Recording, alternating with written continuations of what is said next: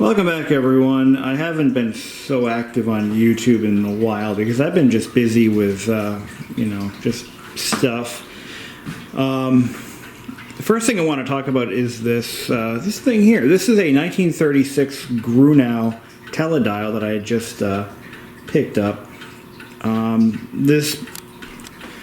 Long story short, I got this from the same place that I got this clock, that radio in its unrestored form, and that phonograph. And if you know the story behind those, you know where this came from.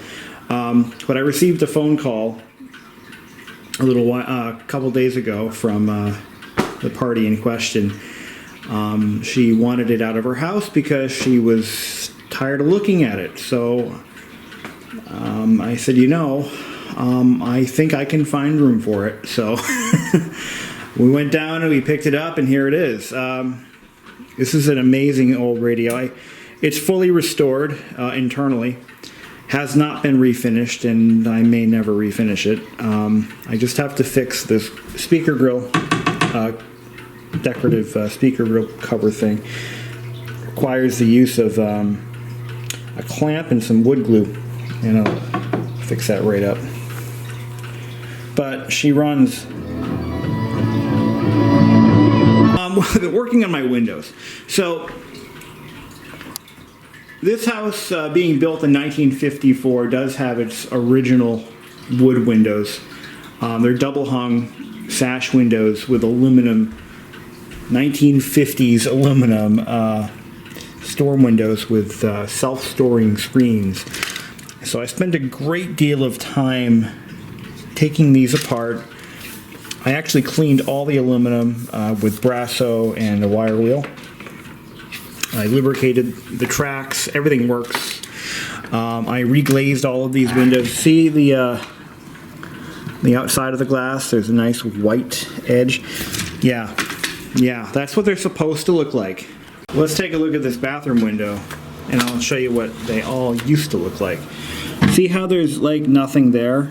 They're supposed to be putty all along that seam, but it's all fallen out. Look at this. This is what all my windows look like when I started. And I haven't done the back of the house just yet, but we're getting there.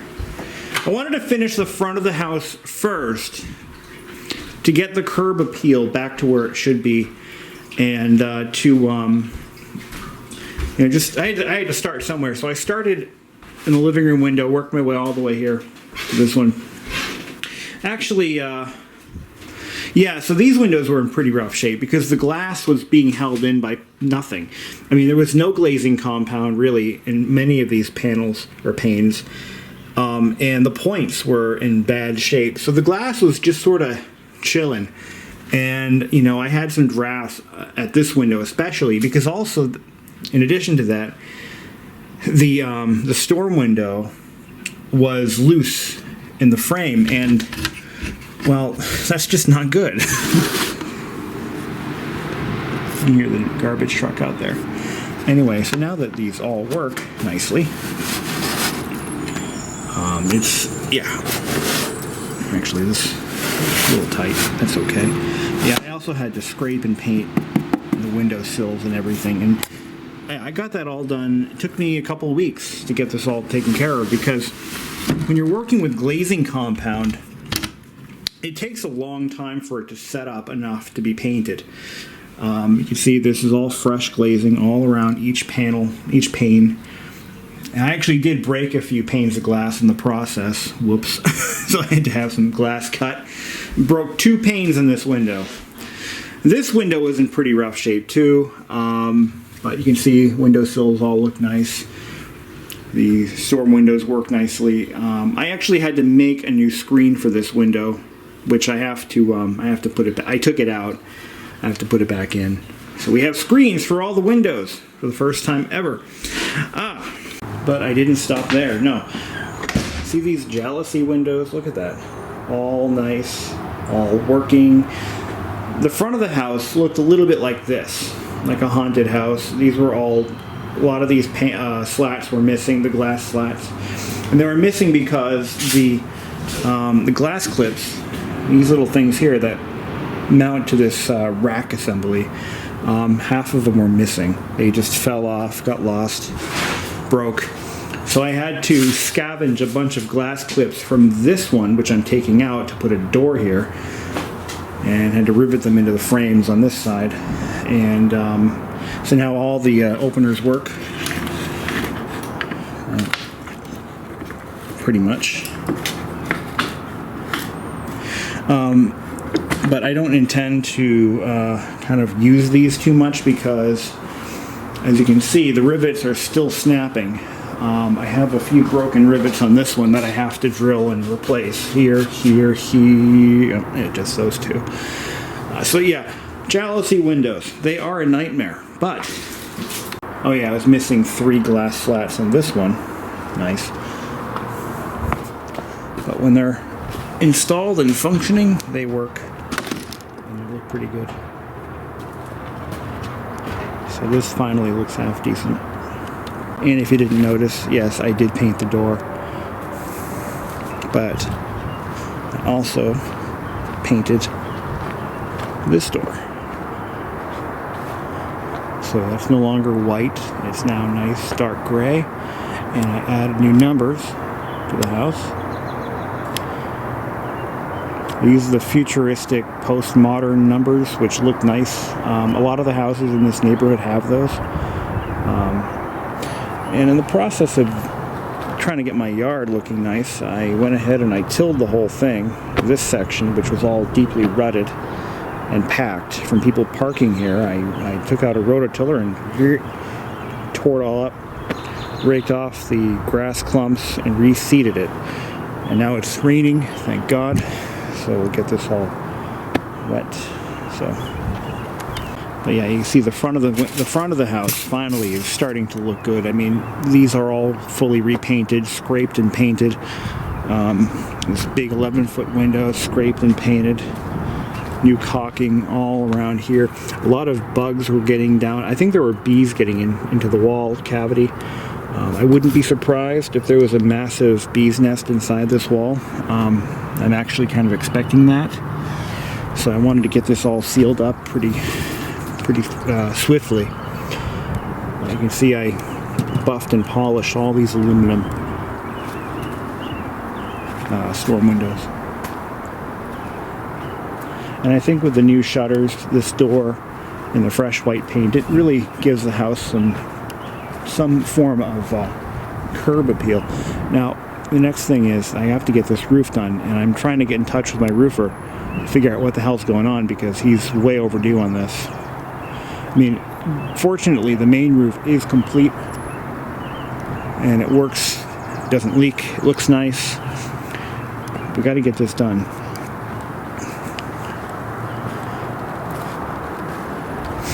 But yeah, my next thing is I need to work on this side, so I've got to order more glass. I actually had about 5 or 6 brand new, freshly cut glass slats on that table right there, and I knocked them off and shattered them into millions of pieces, which really pissed me off, but it's not really worth getting upset over at this point. The next thing I'm going to do, after I get that door in, I'm going to paint this floor. So I picked up a gallon of paint stripper, and I got some floor coating material. It's for a 2.5 car garage, but it doesn't mean you can't use it here. What it is, I actually went with the, it's a tan gloss with paint chips. And I thought it would look really nice in this kind of retro, postmodern house. I could just do this. This was supposed to be done this summer, but I don't think I'm going to do it until next year. But I do need a new door and a new lift because, yeah. And notice how that right there, that could be a deadly hazard right there. That spring is, unfortunately, the cable that, the safety cable let go. So that happened. Man, if that thing lets go, it's going to take out anything in its path. I just hope I'm not there when it happens. And maybe I mean, honestly, in all seriousness, if you have garage door springs that don't have safety cables going through them correctly and anchored on both ends, that is an active hazard, a very serious one, and I cannot stress that enough. This one is still intact, but that one's not. It can actually kill you.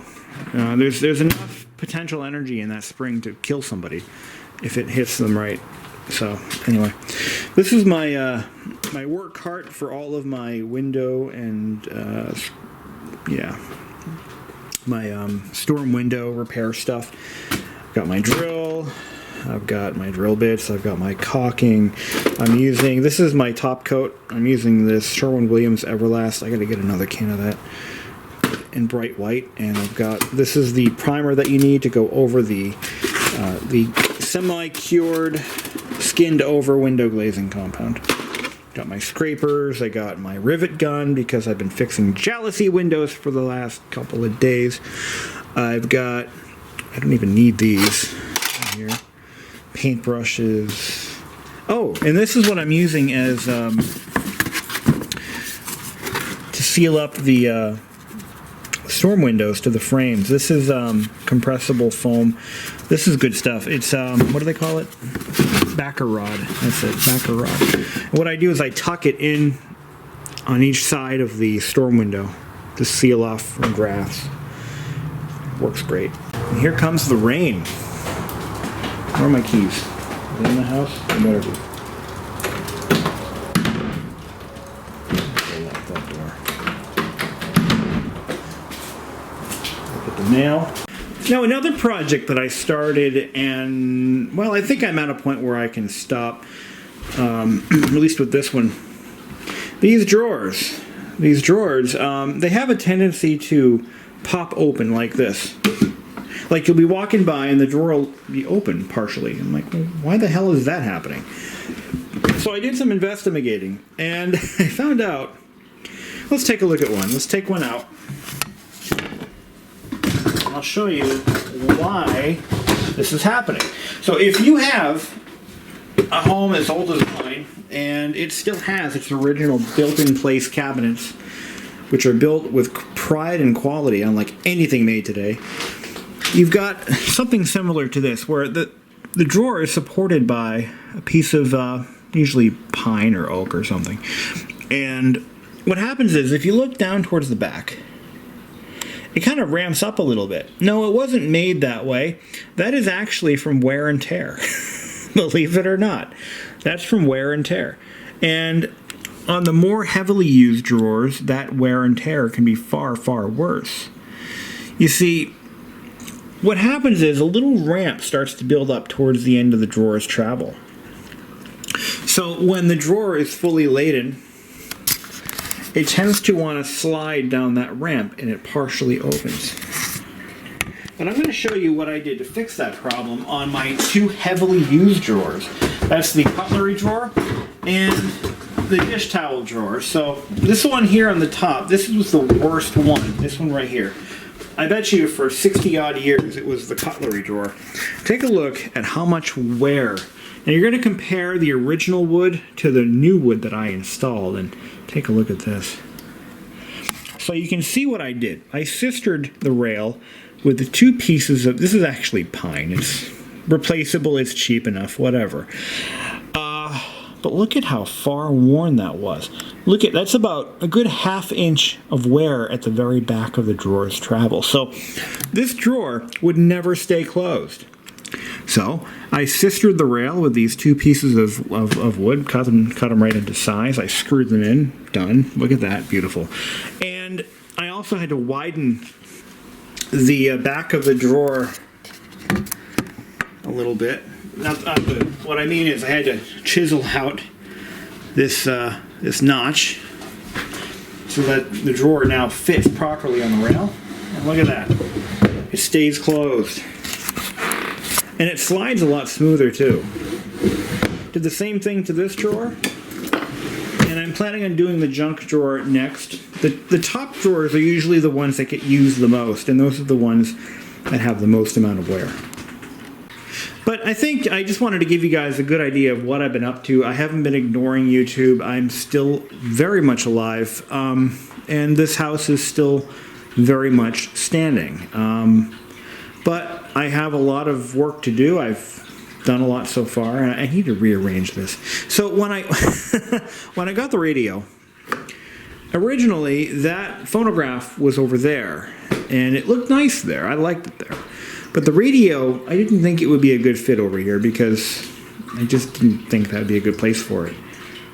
So the phonograph is kind of just sort of chilling, blocking my poor little Froggy from any ounce of sunlight she might ever get in her life. So yeah, that's kind of what I'm talking about. Just kind of flip them over like that. I had to clean the tank anyway, so it was kind of a good time to drain it, move it, fill it back up again.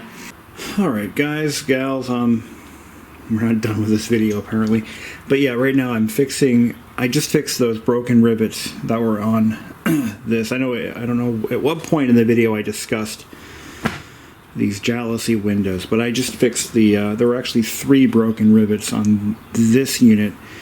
Now I'm working on this one, and I started washing the screens. They were freaking disgusting.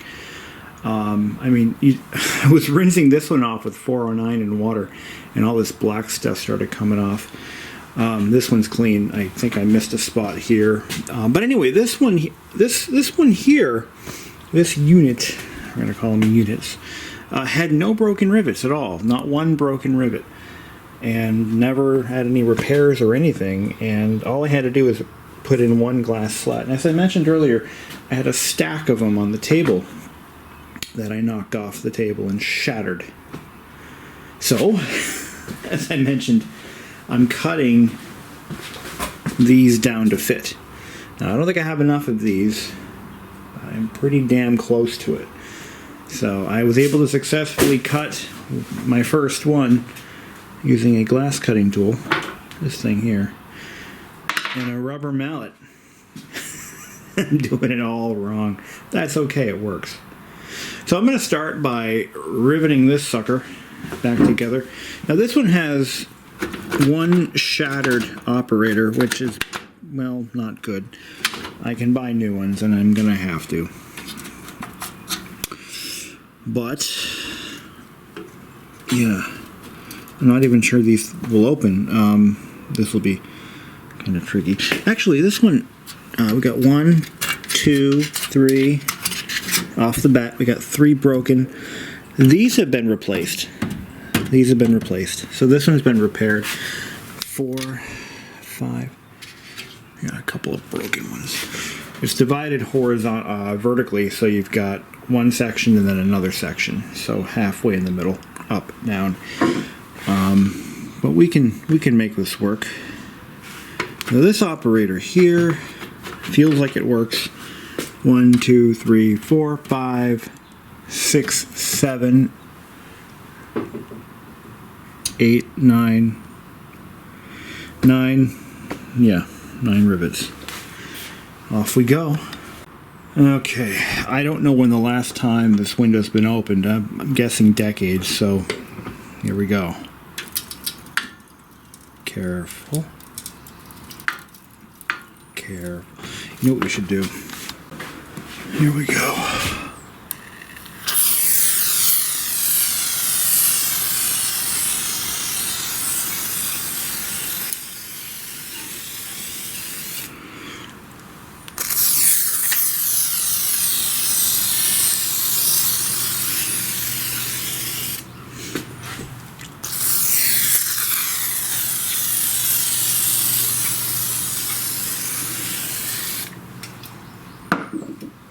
Alright. Which way am I going? This way. Here we go. Okay. Alright. It works. You know what? Yeah, the heads are missing, so we can't just leave that alone. Look at that, it works actually quite nicely. Yeah. Actually works pretty well. But we can't just ignore those missing rivets, so we have to deal with that. Now what I'm going to do is I'm going to pull the glass out like that, and very carefully, and yes, it broke. There's one down, and that's kind of how that's how this project has been going. Oh boy. But yeah, so now you see how that happens. So we're down another one. Yay.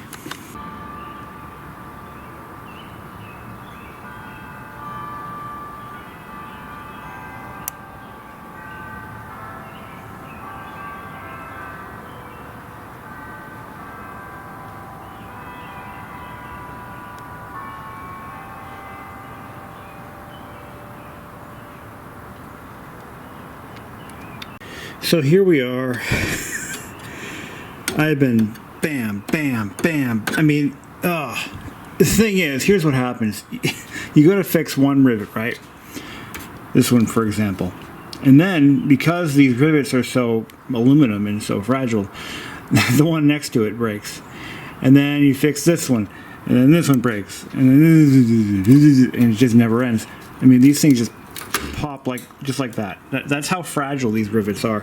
And if you're doing a job like this, you're probably better off replacing the whole damn thing with a new one, or just replace every rivet, because you're gonna end up going that way anyway. I mean, we haven't even gotten to this side. But I mean, look at this, just like that. That was no effort.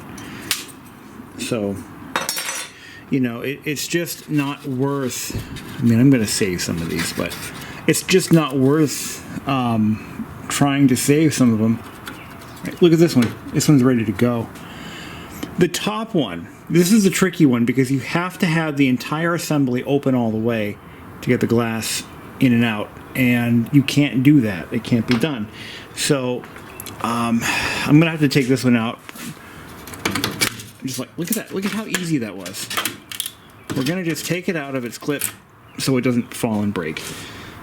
Can't afford to lose any more glass.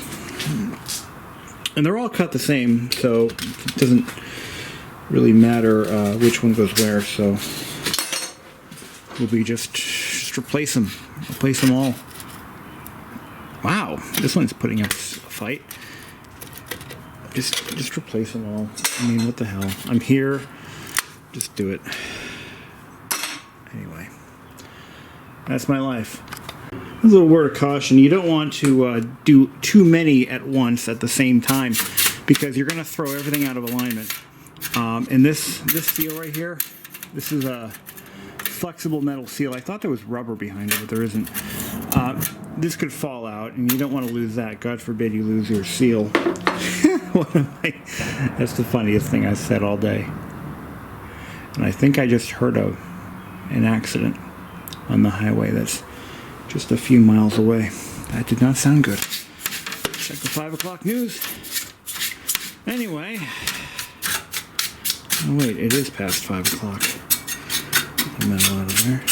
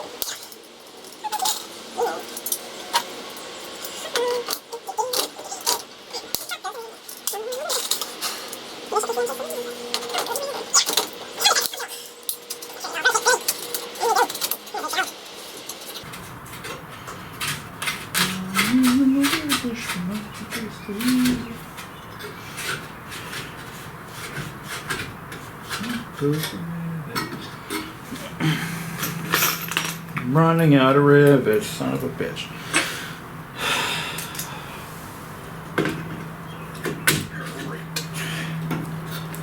So now we're at the top glass, top of the glass.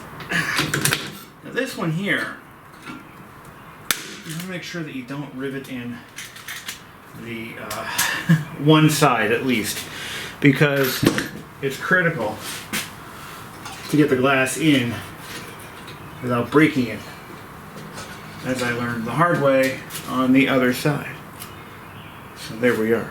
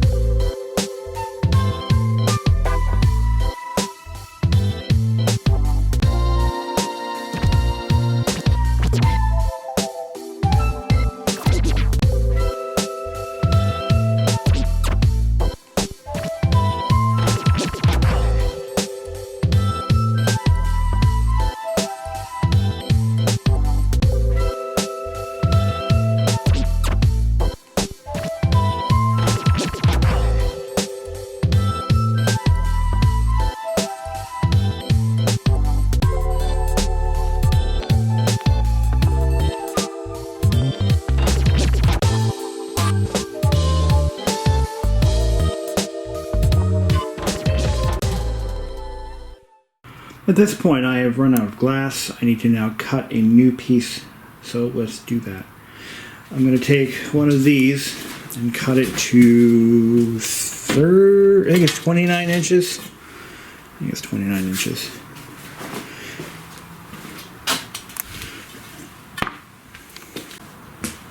Alright, so what we're going to do is we're going to take a easier just to take an existing piece, lay it on top.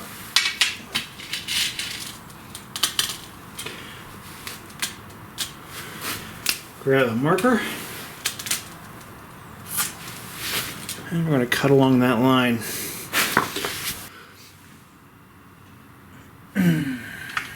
This lined up.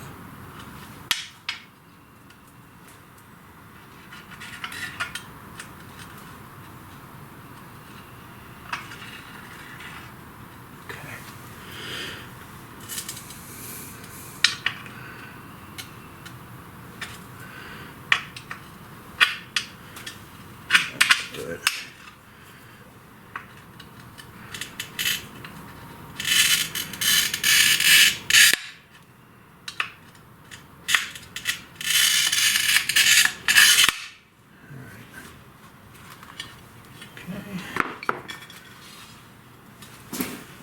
Mallet, this, and we've just successfully cut a piece of glass. Okay, and it fits. And I didn't clean it. What? Well, oops. Now this one down here is going to be a bit more challenging. We have a busted operator and about 100 more rivets to fix. I'm going to have to order one of these operators, and hopefully the replacement actually fits. This is not good news. But it is what it is. Anyway, I think for now I'm just going to pop the screen back and maybe get one of these ordered. Maybe one. I don't know. I think I need one. I'll get two of them, just in case. I think they're universal. These have been replaced already once, and these both have shattered. So there's that. Unfortunately, this window's coming out. I can't reuse these because they're both busted. So, yeah. So, Jalousie windows. You know, like I said, I wanted to keep the aesthetics of the house, but it takes work, and I think it's well worth it. I do. All right. Well, that's going to conclude our video. Thank you for watching.